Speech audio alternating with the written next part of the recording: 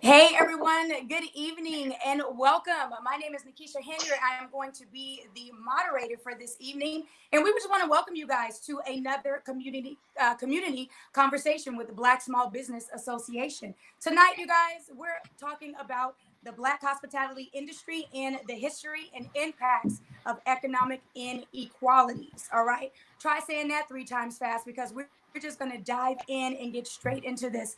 As we know, COVID-19 it's had a huge impact on the hospitality industry, but what happens when COVID goes away and dies down? The fact of the matter is there's still an impact. So those are some of the things that we're going to be talking about. So we have joining us an awesome panel of guests, and some of you guys, many of you may know them because they're the bomb, y'all. I just have to say that they are all the bomb in their own way. So first, I'm going to bring on Matthew and Jonathan Burgess with Burgess Brothers.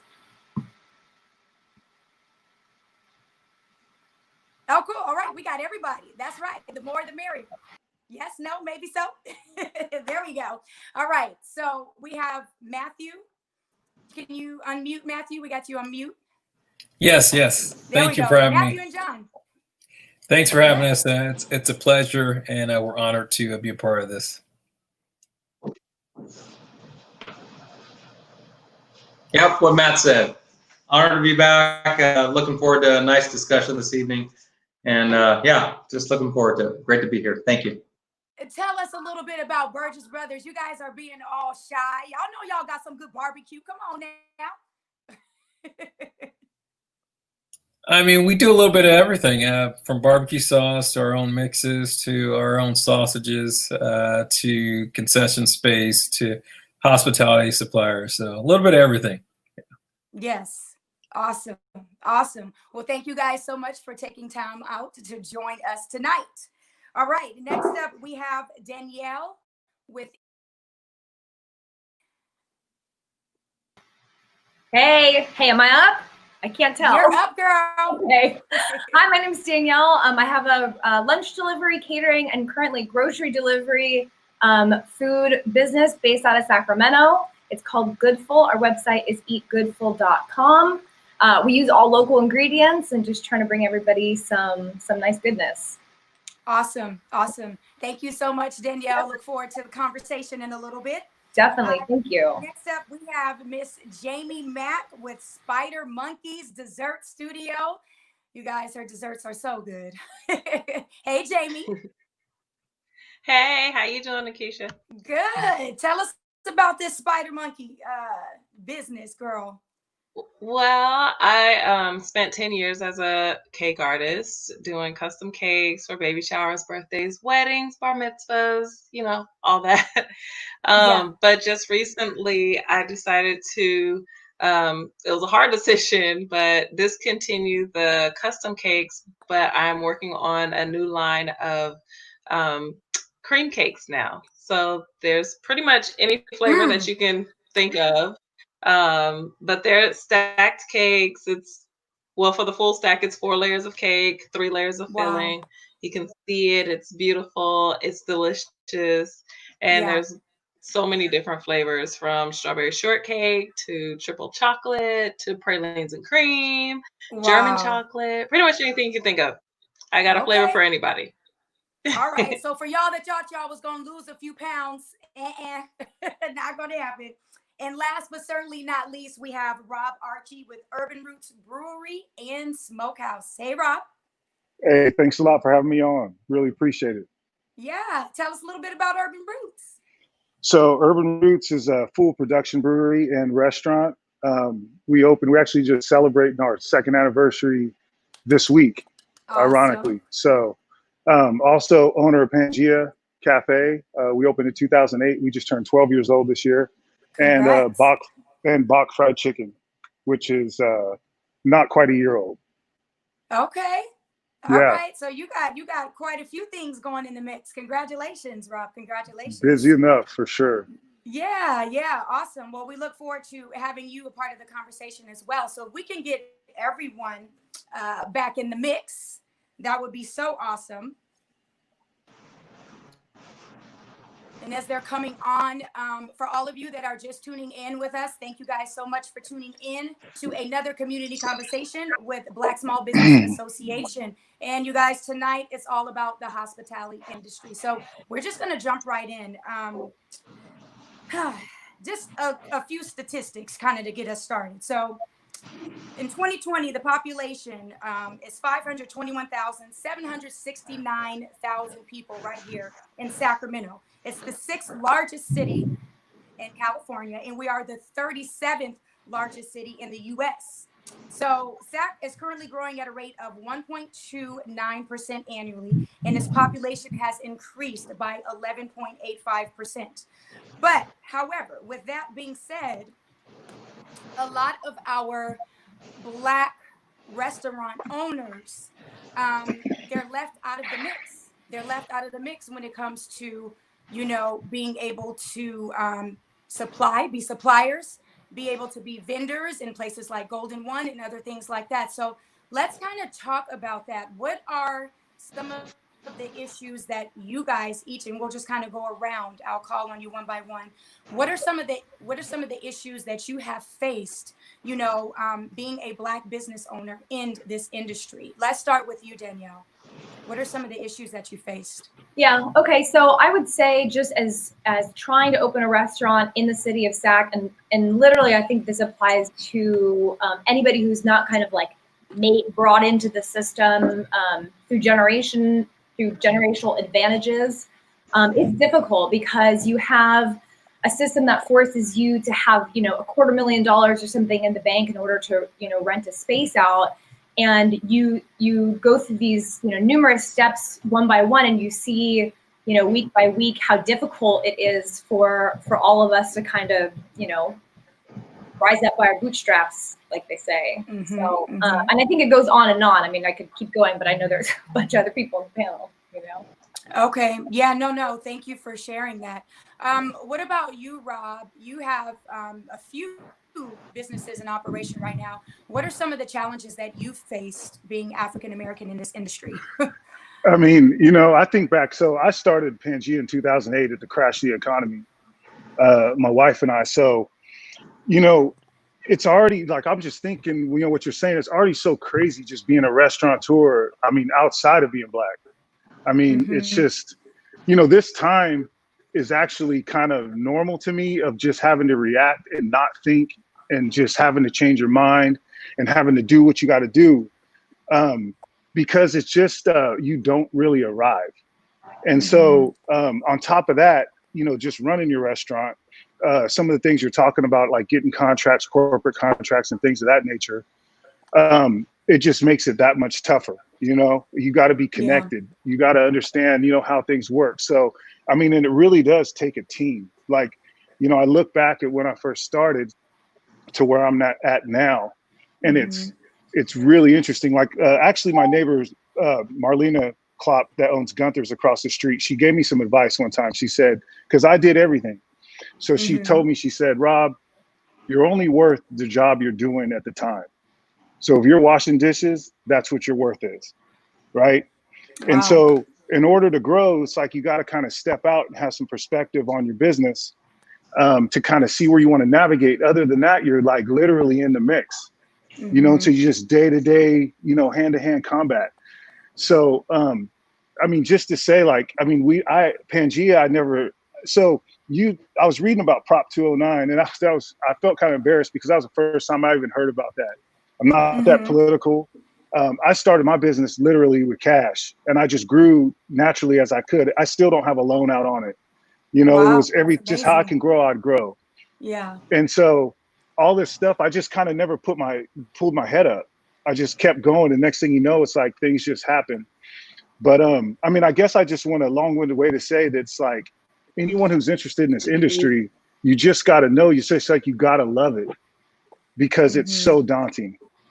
Without, like I said, like the other challenges of just being African American, and just, some of the, cultural differences, or racial differences.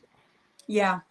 So if I'm hearing you correctly, what you're saying is, outside of being Black, there's already so many challenges as there is being a restaurateur. But now because you are Black, that just adds so many more challenges into the mix, which is Well, understandable. a lot, That is yeah, understandable. because I mean, like, I guess you got, you got corporations, you got government, you got these entities, but then also the restaurant is a culture of its own anyway. Mm-hmm. So like a Mm-hmm. lot of restaurateurs know each other.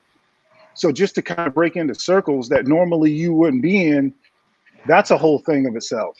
Yeah. So Yeah. it's like to be able to go in and make connections. And so it doesn't really have anything to do with the state or the government or, like, don't get me wrong, that's a thing too. But it's like you also Mm-hmm. have social circles that you got to be Mm-hmm. aware of. So there's many challenges, when it comes to growing and it comes to actually. So no one in my family had a restaurant. So my Yeah. only restaurant experience was Red Lobster for 2 months in college, straight up Yeah. busboy. That was Yeah. my experience before I opened Pangea, Okay. Wow. and that was it, right? And it's just like I had to just literally learn. So Yeah. um, yeah, Okay. Yeah, well, I mean, thank you for sharing that. I think it's pretty universal, and it will affect everyone differently depending on, what particular business are you just supplying, or do you actually have a restaurant, or like, are you Danielle making deliveries? So yeah. it impacts everyone differently. So let's move to you, Jamie. What specific challenges have you faced, being an African American cake artist, which is usually predominantly Caucasian? I mean, we're just going to put it like Mhm. it is. What challenges have you faced with that? I think mostly to touch on like what Danielle and Rob was saying, being connected and having the knowledge that nobody shares with you is that's pretty much the biggest challenge because so I got my degree in business and with an emphasis in entrepreneurship. So Okay. once I got that, then it was like, oh yay, let's go start a business. And then it's like, wait a minute, we skipped some steps in school. Like, where do Yeah. I go get a business license? How do I pay my taxes?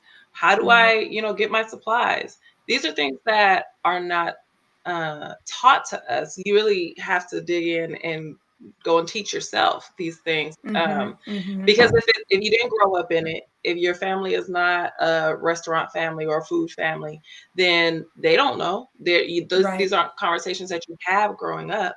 So you really have to educate yourself. And even Yeah. when you go to, other artists, whether they're Black or Caucasian, doesn't even matter. At least in my industry, you ask them questions and they act like everything is secret squirrel. So, Mm-hmm. and just It's not almost like it's a very open to, competition.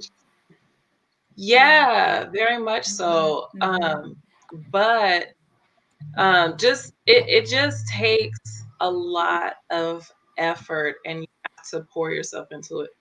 You're not gonna have weekends. Your holidays are work. Right. It's a lot of self-sacrifice. Nobody tells you that.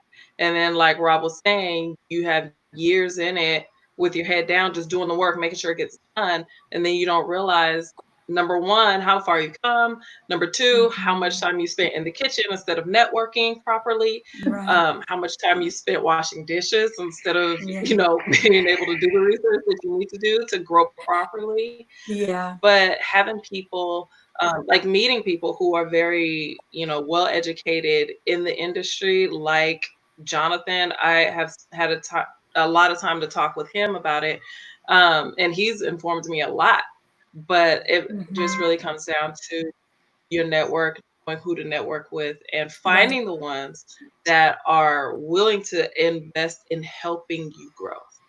Mm-hmm. That's Yeah. I quite think you hit the difficult. nail on the head. I think a lot of times, unfortunately, within our community, our folks are, once they make it, they want to stay there. And like you said, everything is Yeah, G5 classified. Nobody wants to give up any information, and they forget that they were right. once at that point. Instead of working together, everybody's competing with one another. So you bring up a very valid point. Thank you for that. And last but not least, Matt and John, what are some, you guys are a tag team brother duo there.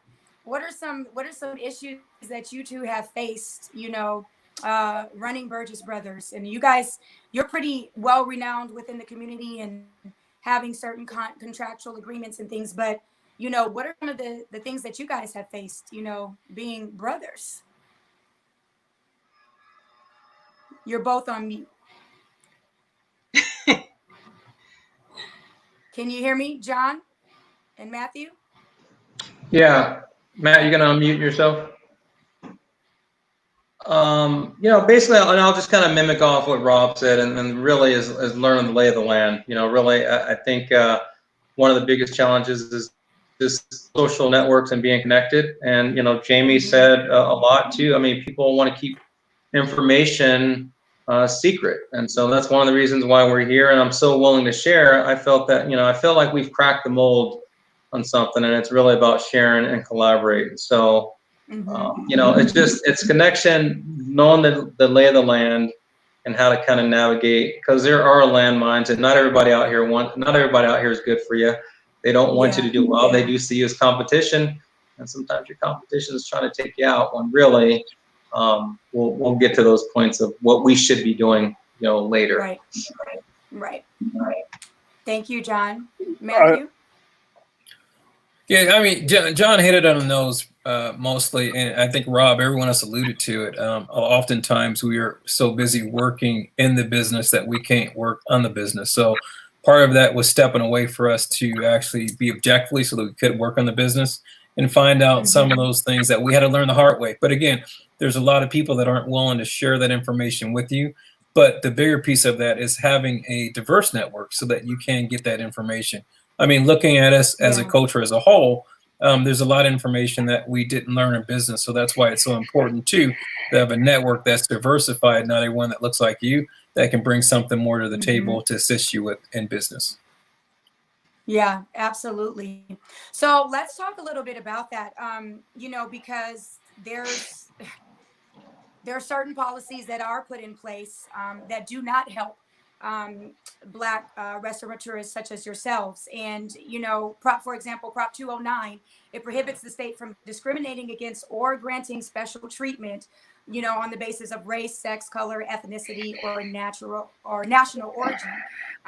But it's policies like this that directly contribute to the erasure of Black business owners. So do you guys think that, as far as being able to get those contracts, because let's face it, the Golden One Center, right?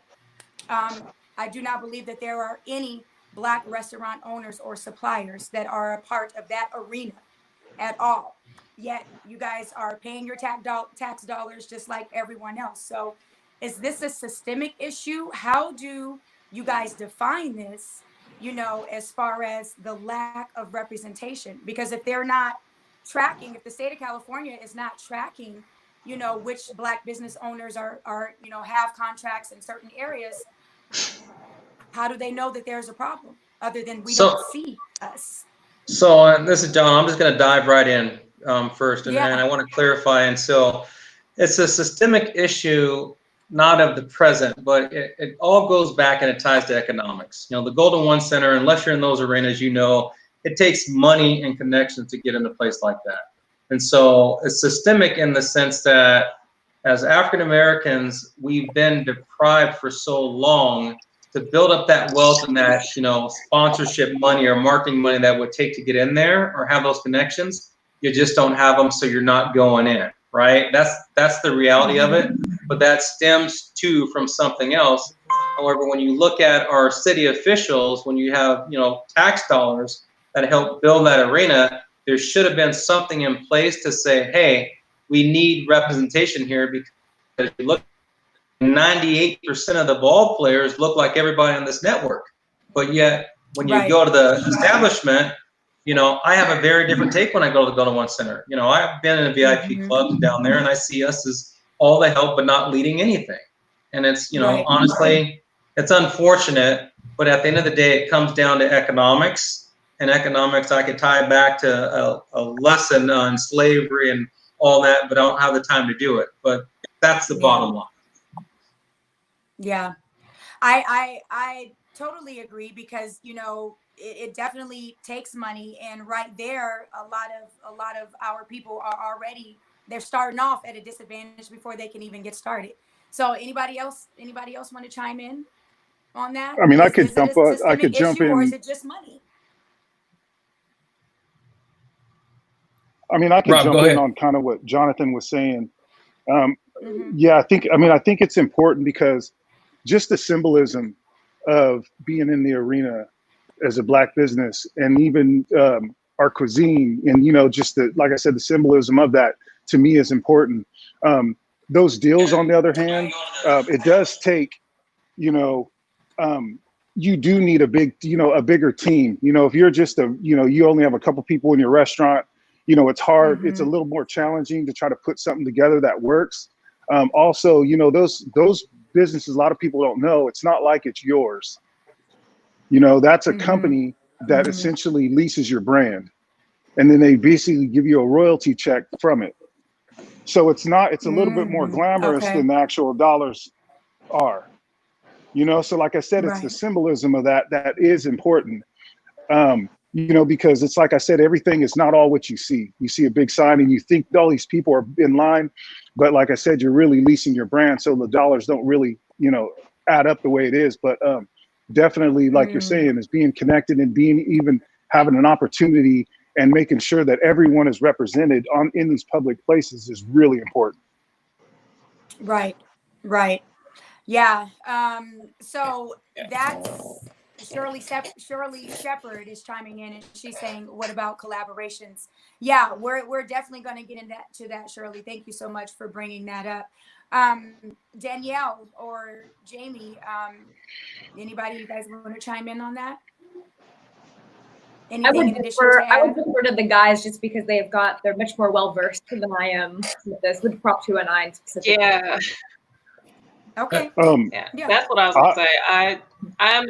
I'm a cottage business, so I wouldn't be able to, you know, handle a you know, storefront like that on that level anyway. Yeah. But even with that, it comes down to knowledge and, you know, being aware of any of those opportunities that are even available, because I don't hear Mm-hmm. about them. Yeah. Yeah.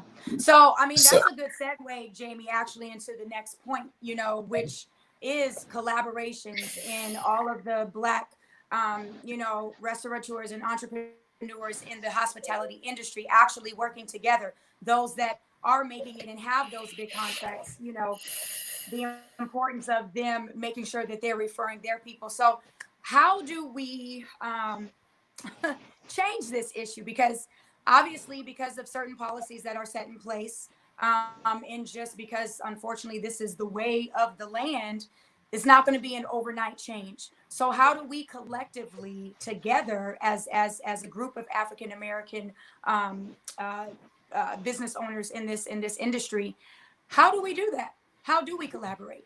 What are some ways that we can do that to change the trajectory of where we are right now? Well, Rob, I'll go ahead. speak to collaboration.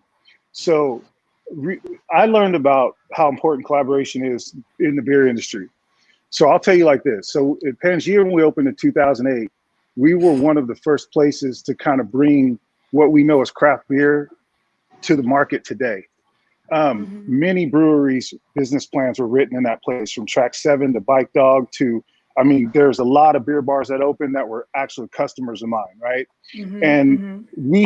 and I'll just say, the beer community is very sharing. They're very collaborative. They're very sharing. One of the things that I always say when people ask me about competition in restaurant, I always say anybody that's going into business should ask themselves, are you a value add or are you a value extract? Like, meaning, are you extracting value from the platform, or are you Mm-hmm. adding value to the platform? Because when you go in and you Mm-hmm. emulate something, that's not necessarily a healthy competitor, right? Yeah. Mm-hmm. If you come in the industry and you're adding something, then that's awesome. So, like, say for instance, we do, like, beer is perfect because we do IPA, sour beers. Then you have another brewery that does stouts, and, you know, like barrel aged porters, whatever, right? And Mm-hmm. Therefore, that makes collaboration fun because you could do like a sour stout, you could do all kinds of stuff, right? It's the same thing with food. It's the same thing with atmosphere, because at the end of the day, the audience is the one that's receiving the benefit from it. They're not receiving the benefit from seeing us tussle with each other, right? So when anybody who's smart is going to want you to have your fundamentals together, anyone has any intelligence, they're going to want you to have your fundamentals together, but be a value add to the company, you know, to the platform in order to enhance the overall food scene, bar scene, restaurant scene in your region. Because that's what I say is like, why aren't we getting people from the Bay Area that are just stopping in to Sacramento because they hear about the beer scene or they hear about, you know, the wine scene? That's why we travel to Napa, right? It's like you're going there because you have a list of wineries you're going to hit. It's not just one. If you go to Austin, you're going there for barbecue, right? So you have a list of places you're going to hit.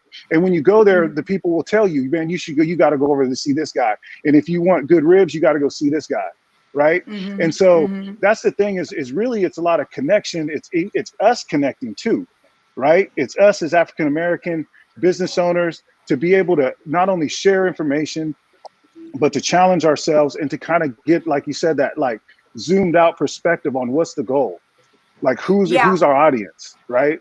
Yeah, and I think it's that just, is the challenge though, because is that happening? And that's my question.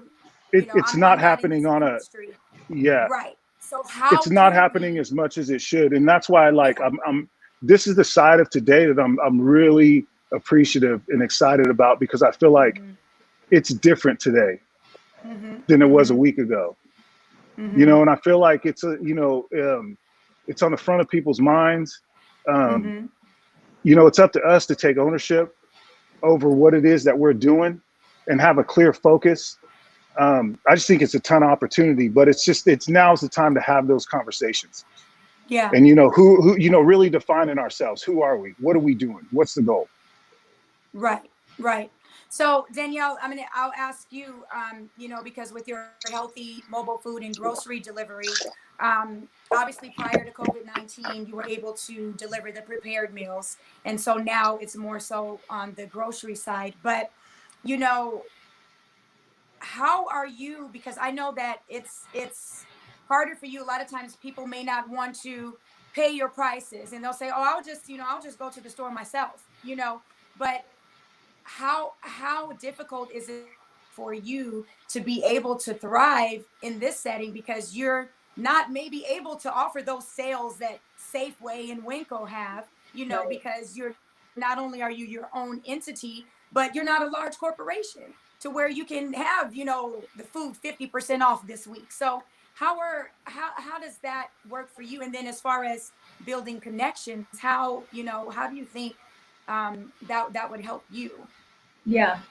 I mean, I think you literally just answered the question, because I think the attraction and the beauty of something like what I'm doing is that we are small, and so we're not, you know, we're not selling the Safeway brand version of fill in the blank. Like, we're literally selling these artisan, high quality products that you can't find at the large grocery store.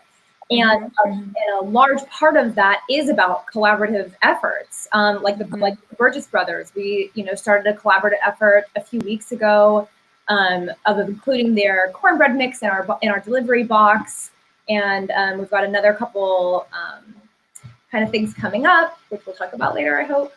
But yeah, I mean, that's what it's all about, you know. One of the biggest reasons that I started Goodful was so we could, you know, utilize and promote and support smaller local businesses. I mean, that was a huge part of the reason that I started doing what I'm doing, whether it was lunch delivery or catering or what we're doing now with the grocery delivery. I mean, just like everyone else is saying, it's not easy. You do, I think Rob was saying a couple minutes ago, that you don't get into this industry without loving it, because it is it's not for the faint of heart. Yeah, well, I mean, no, but it's nonstop, and you're doing everything. I mean, I think Jamie was also saying, like, doing dishes. That's literally in my email signature. It's like owner, manager, chief dishwasher, because, you know, it's just the reality of it. Right. And that's just how things go. But I mean, I love it. it's something I've gone back to so many times, which I'm sure a lot of all of us can say. Yeah. And yeah, I do it because I love it. I love the people that I work with. Like, I mean, the team, yes, but also the suppliers. I feel like everyone is just so creative and so passionate. They're like these like artist chemists, which I'm sure like Rob knows what I'm talking about, like brewers and winemakers and stuff, and like people that make cheese and stuff. I mean, there's so much that goes into it. It's like you have to be a scientist and an artist, and it's like this combination. And I love it, and I love to eat and drink, so it works out perfectly for me, you know. Awesome. Yeah, that's awesome. So that's all the more reason why collaboration is so much important. It's very important. Yeah. And so Jamie, I want to ask you, because you know, as a cake artist, you know, as I mentioned before, that's usually not a predominantly African American field. And so, you know, how are you able to, or matter of fact, let me put it this way: how important is collaboration for you? Because I'm sure with the industry that you're in, you know, even being able to be in those areas, the rural areas and the areas that, you know, may not have us because it's your auntie or your cousin, but what about folks outside of that? How important is collaboration for you in your industry? Collaboration is extremely important. As a cake artist, I can't do everything. So I'm not doing the whole party. Sometimes I'm not even doing the whole dessert table. I think, like Rob touched on it, when it comes to collaboration, you do one thing, someone else does another thing. I think knowing your niche and knowing your part is very important, and being able to confidently play your part. I have a lot of like event planners that I work with. One in particular is Courtney Franklin. She does Courtney's Creations and Events, and I am her go-to cake person. But she also has a go-to treats person and a go-to balloons person, and she makes sure that she uses African American women as her team. That's very important for her. Also being able to have contracts or agreements with places like the Crocker Art Museum, for example, has me as one of their preferred vendors for wedding cakes, as well as B Street Theater. And quite frankly, getting those type of you know, people to back you, it takes being present. Right. And sometimes you have to give some to get some. So like with B Street Theater, I became one of their preferred vendors because I donated a dessert table to one of their events. Being willing to do that, and that was on a busy weekend. So I lost a lot of sleep, and it was worth the sacrifice. And I think that seeing the diligence, hard work, the work ethic, all of that, very important. It makes people want to collaborate with you. It makes people be able to see that they can trust you to do your part and not fall through at the last minute, because you have to be able to count on the people that you collaborate with. Right. Otherwise, you know, one bad part can make the whole team look bad. Absolutely. And that's awesome. And I think Courtney Franklin is on right now. She said, hey, hey. So, hey, Courtney, thank you for always going to the Black women. That's what's needed right now. So, John and Matthew, do you go by Matt or Matthew? I should have asked you that before. Doesn't matter. Either one. Doesn't Matt's matter. fine. All right. Yeah. So, so you two, how important is it when you are, you know, getting some of those contracts and even looking to get other contracts? How important is the collaboration piece for you guys? You know, and I'll speak to this a little bit. It's one of the cornerstones of what we do. And I told John this a long time ago, because so many people would not reach down and assist us when we came out for help. That looked like us. So that was a little alarming. But I told him this. I said, look, John, if we're not helping other people on the way up, we're not doing our job. I don't want to get at the top of the mountain and then say, oh, well, let me help you. I mean, so that's something that we've done from day one. We'll continue to. I believe it's in our mission statement, and it's just in our DNA. That's who we are. So collaboration is key. I mean, we collaborate as twins, maybe because we're twin brothers. We have to do it amongst ourselves. Who's older? Who looks older? Oh. I ain't gonna even put my. I'm just saying. That's a fair question. Who looks older? I could be older. I don't know. Anyway, but what I'm saying is that it's collaboration is what it takes for all of us to grow. I mean, and so everyone on here on this call that was a piece of the collaboration, right? Even just this right here. Yeah. Yeah. So, and I'll just kind of clean up. And Matt, you know, I think you asked a question, and one of the things I don't think we ever really covered was, you know, how do we address some of the things? And I think we really address it with starting to have conversations like we're having right now. So, you know, we're all talking and there's a conversation. And I think we all can attest, you know, it's been called out. You know, we've written letters. I think BSBA, has written letters as well. And Rob, I'm sure Rob participated, but there's a lot of talent here just on this call. And there's a lot of talent throughout the African-American community. And that's not always highlighted in Sacramento. So we've got to be able to have these conversations. You know, I can tell you, you know, a very candid letter that went to the mayor and all city council. All of us have seen the Tower Bridge. Now, I can't tell you that I've seen one black chef ever on that bridge. Right. And I ask myself why. We've been cooking food since slavery. We've been in the hospitality industry since God knows how long. And there is this feeling of, hey, it's inclusive and diverse, and Sacramento is this.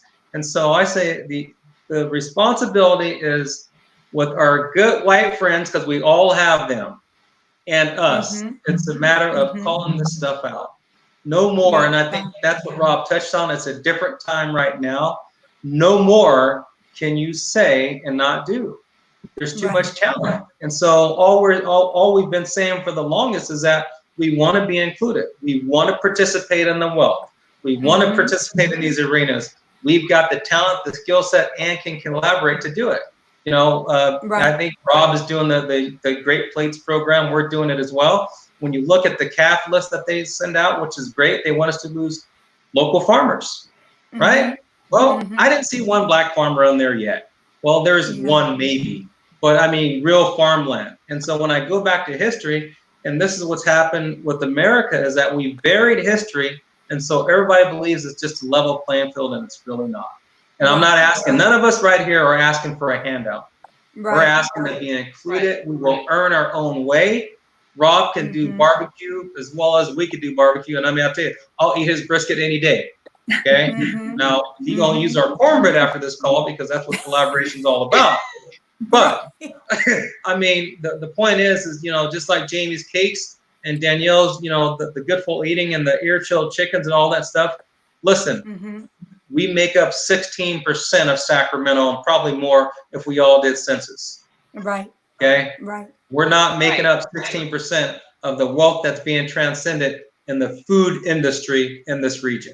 And that's time for change. And it's conversations like this and people that go to Rob's place, that know the Burgess brothers, that support Jamie and Danielle, that are going to make the difference. We can say it all day long, but this is for everybody else. And I think that's where we are right now. Yeah. So, John, how come you ain't on nobody's ballot somewhere? I feel like we need to be voting for you on something somewhere. You need to be on somebody's ballot. I'm so serious. Seconded. We're going to write you in. We're going to write you in. Hey, you know what? I tell you what. I mean, there's some spots that are coming up. I've got a couple of properties in the city of Sacramento. I might be running for council. I'm just going to put it out there, assembly something. But it's time for change. And if I'm the guy to do it, then I'm called to do it. I'll do it. Yes. There you go. So we're going to be on the lookout. So serious. Okay. So I want to read a few of our viewers that are chiming in right now. Linda White says, your cakes are yummy, very reliable. Jamie's yummy cakes. Dennis Sidner says, you brothers are amazing, and we going to get on that bridge. Right. And Minnie Jordan, she just basically said, #facts. Okay. So this is all facts. This information, everything that you guys are sharing is very valuable. Thank you guys all for chiming in this conversation with us. So I do want to talk about, you know, obviously they're starting to open back up in California. And so it's a no-brainer that COVID-19, I'm sure, has affected all of you as far as your business is concerned. But with things slowly opening back up, how is that looking for each one of you as far as the pandemic is concerned? Let's start with you, Jamie. Has there been a change, being Well, that you're not in an actual building? Has there been a change at all? there actually has been a huge change. It's because of the pandemic that my business actually took the direction of the cream cakes. It's something that Okay. I have been planning for years that I wanted to do, but just being in the flow of custom cakes, I wasn't able to be able to see how I could move and adjust to that. Mm-hmm. But with, canceled and postponed orders, and I literally had 3 months with no custom cakes. And Oh, so it wow. started like, let me clear my inventory. Let's try Yeah. that. So then I started baking what I call quarantine size cakes. So they were just small cakes, small dessert cakes. And then from there I was like, you know what? This might be a good time to introduce the cream cakes. Reinvent And yourself. I Yep. I did. And yeah, exactly. Yeah. And I had a lot of people who were disappointed because I have great clients. Like a lot of my clients, I've done their baby shower cake all the way up to their baby's 5th birthday, and like Mm-hmm. literally their family cake artists. But I had to transition, and ever Yeah. since I did, no lie, I have not had one day that I have not had a cake order, multiple cake orders. Like every day Yay. there are Awesome. orders. Yeah. So That's everybody has awesome. been amazing. Yeah, amazingly supportive. And I do have to say that, like, even though we're having this conversation about the disparages in the, statistics and what's going on here, I have a huge, like, amazingly supportive client base. And Awesome. I'm just very grateful for them. I have to be able to say that. They are Mm-hmm. amazing and they do support Black business. We do need more. And I Yeah. think, the knowledge and being aware of the Black businesses that are here is important. Mm-hmm. Absolutely. Absolutely. Well, congratulations. Glad to hear that it has been a positive for you. So moving over to you, Danielle, Yeah. how has the pandemic impacted you, if at all? Well, I mean, I'm sure it has. And now that things are slowly opening back up, can you see the rainbow? Is it starting to come through? Yeah. I would say that COVID forever changed what we were doing and what we're doing now.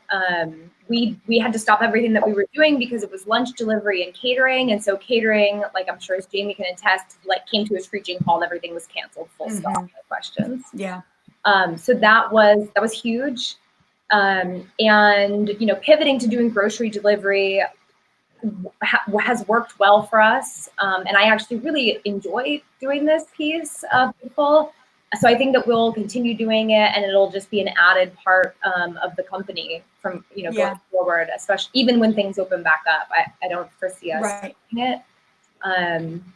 But yeah, I mean, you gotta do what you gotta do. So yeah, no, absolutely. And I think it's, even though things are opening back up, there are still a lot of people who are scared and will not go out, so I don't think we'll ever get back to the norm of what we knew it. And a lot of people are just resorting to, from now on, I'm going to have this delivered. And I'm not, they realize that there's so many other services out there where they don't have to go out and they're scared. So I pray and hope that it continues, to be on the rise for you. That's awesome. That's awesome. So moving over to Rob, can you tell us, as far as the pandemic, how it has impacted, and then with things opening back up, are things on the up and up for you? Yeah, it was a crazy swing for us. I mean, so between all three properties, I had to furlough a little over 80 employees. That was the Wow. hardest hardest thing to do, to have to do that and then have the faith that things are going to get back to normal. We have been able to hire everyone back. Our business model went from 3% of our business was to-go food to 100%. Wow. So we had to shift our entire business model, look at menu items that didn't travel well, kind of revisit that. On the production end for beer, because we're not selling pints across our whole bar, we went to package, and luckily we had signed some distribution deals about 2 months prior, but our distribution shot up about 800%. So we're actually brewing more beer than we ever brewed ever. Congrats. That was cool. Yeah. But it's just like literally, like I said at the beginning of this podcast was, we had the first thing that came over me when I heard was fear. It was like, grab your cash. Where's the guns? Get the gas tank. Like it's on, right? It's like, I went from that to I'm just keeping it real, And I mean, I don't know the audience who's watching this, but I'm gonna, I'm gonna keep it real. So it's like I came into Urban Roots and I said, you know what? I went from that feeling to saying, you know what? But what am I living for? And that's when it came to, what can I do to help everyone that's out here? What can I do to help the community? So I said, you know what? We're not making money. Let's just keep people working and let's provide the most affordable meals we possibly can. So it was a $10 meal that included beer with it. Oh, wow. So it was like for $10, you get a beer and a meal, right? And so we did that up to, 8 people. So we did that. And it's like the first day I came in, it was funny because the lights are off, kind of dim, and the chairs are still up on the tables. We look like we're closed, but there's food going out. And I'm like, you know what? If we're going to do this, then we're going to do it. I said, remember like when you was in college, you went to go see the Weed Man and he had the vibe going, he had the music going and all that stuff. And this is like, you come in and you just like, hey, get what you need and you get out. You know what I'm saying? Right. But it was like, I was just like, you know what? People are coming. People are getting out of their house on purpose because they can cook at home, but they're getting out of their house for a reason. And so we got to give them a little bit of that vibe. You know what I'm saying? And so that was the energy. Once we caught that, then the ideas came and we had some, we did well. I mean, it was amazing. I was back there doing dishes. My partner was back there doing dishes. We just embraced it. You know what I'm saying? And but I'll tell you what, it's like I was saying earlier, you had to stay in the moment because every day they're like, hey, you're hopping on your right foot today. Next thing on your left foot. Now rub your tummy. Now scratch your head. Now it's like you didn't know what the laws were. And you didn't know what you're walking into the next day, right? Yeah. And it's like now you got to come in, but you got to wear a mask. Now you got So we were just like, and then still right now it's like we just opened up 2 weeks or it's a week now for Urban Roots, and it's social distancing. So we had to rearrange the entire restaurant. We had to pretty much go to table service. We did have a crazy big weekend this past weekend.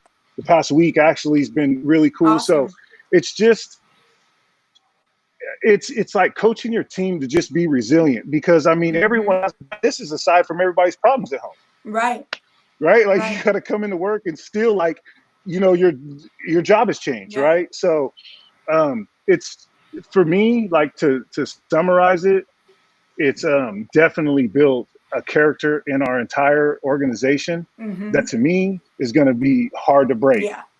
It's going to be, I mean, there's a faith that's happened that through our team and just everyone doing whatever we had to do to get through. Yeah. And that's the thing that I do appreciate. And I actually appreciate, I call this the great pause because it's caused me like to slow down. I spend a lot of time with my boys. I have two young boys, 12 and 8. Or 12 and 9, sorry.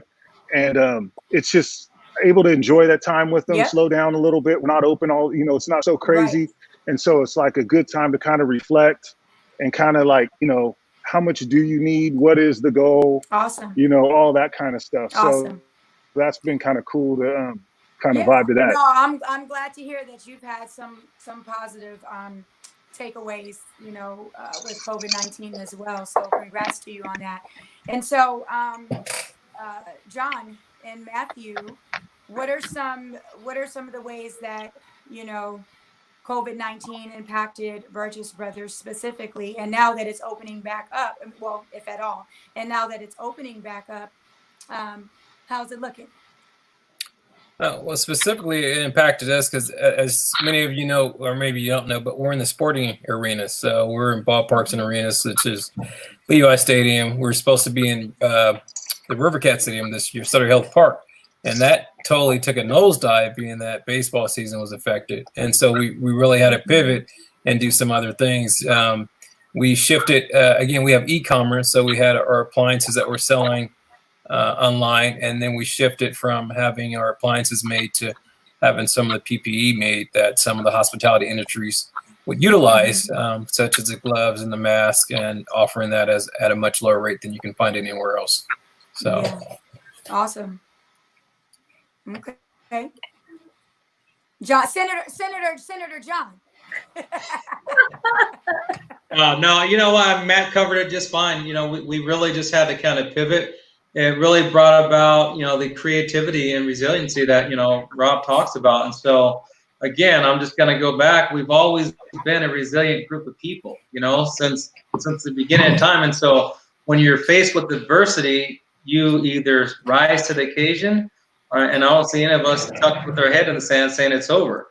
So, you know, like Matt said, I mean, we reached out to suppliers. You know, we're looking at major contracts with PPE wear, you know, because we've got the contacts. And so for anybody in the hospitality industry that's listening, if you're buying those masks, don't go to web store, don't go anywhere. We guarantee to pay, you get them from us at the lowest rate possible. You know, not doing any markup. They're FDA approved. And so those are the things that it's made us kind of look out to do. And like Rob talked about earlier, it's really your connections and your network, and you know, having that diverse network of people of all walks of life. You know, this might be a solely African American call, but I can tell you, I believe in every one of our networks, we've got a diverse group of people that would actually go to battle with us. And so that's what you need. That's what makes it powerful. No, that's awesome. And, you know, thank all of you so much, you know, for just the information that you've shared.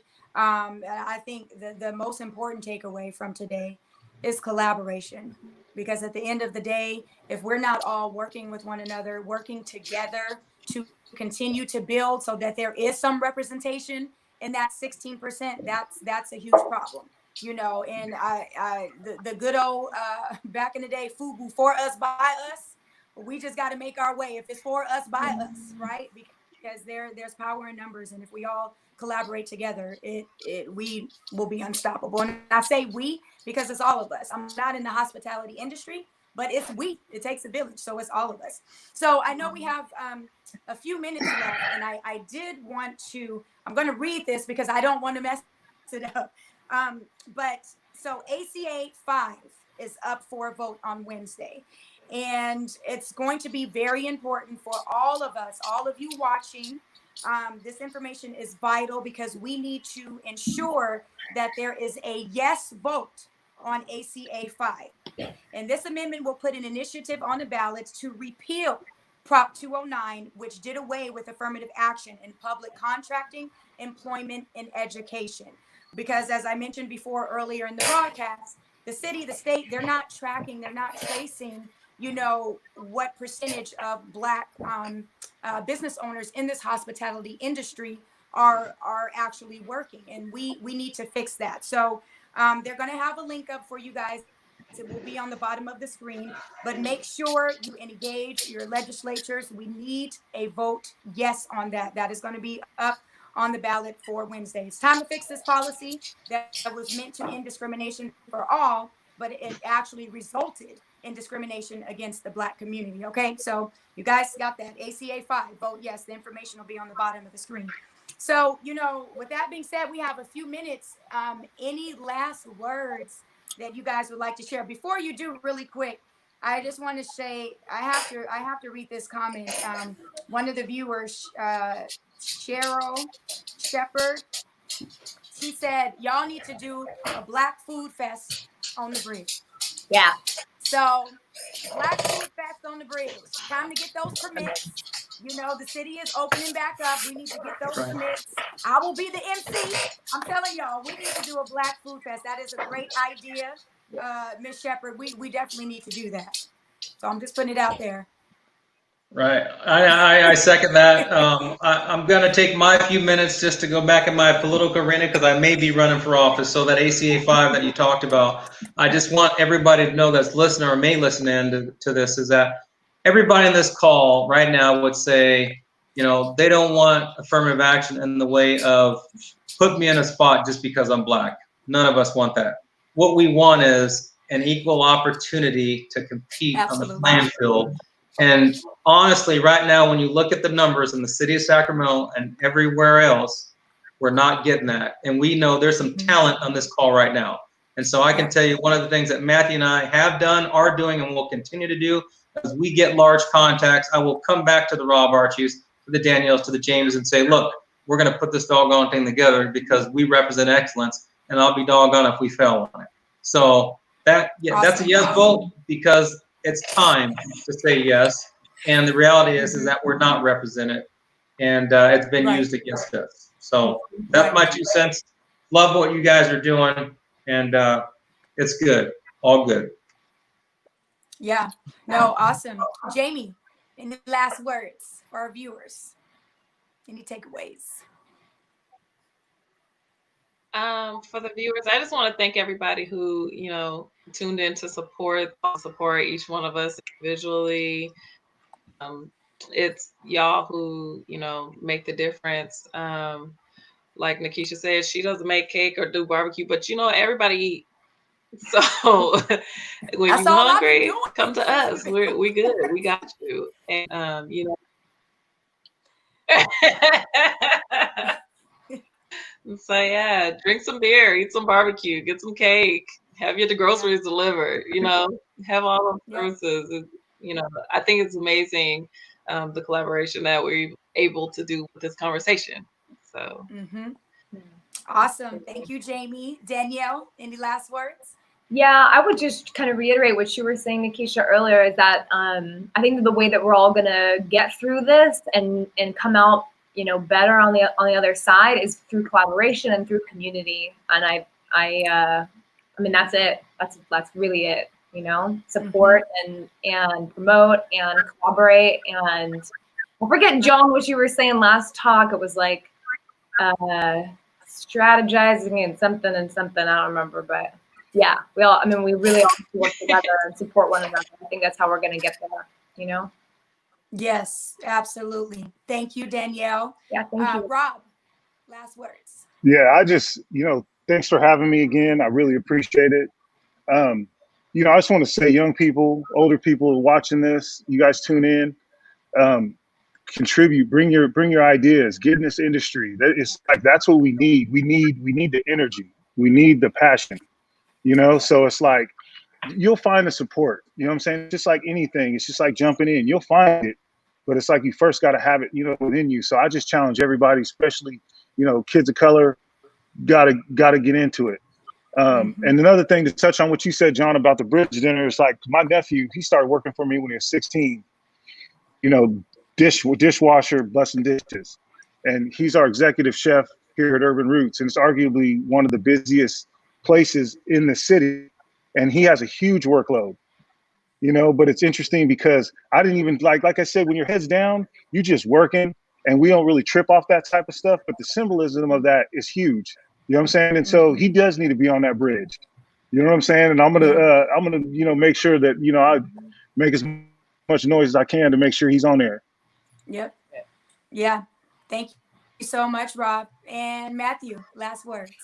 Yeah, I just wanted to just mimic what everybody else said, and I think a lot of that is just being intentional. We have to be intentional because we do matter, and we make up the diversity of Sacramento. And so, again, I encourage you all to share this with your friends and people that don't look like us, and say that, look, like my brother said, we don't want a handout. We want the opportunity. We know we have a great product. We know the product won't fail you.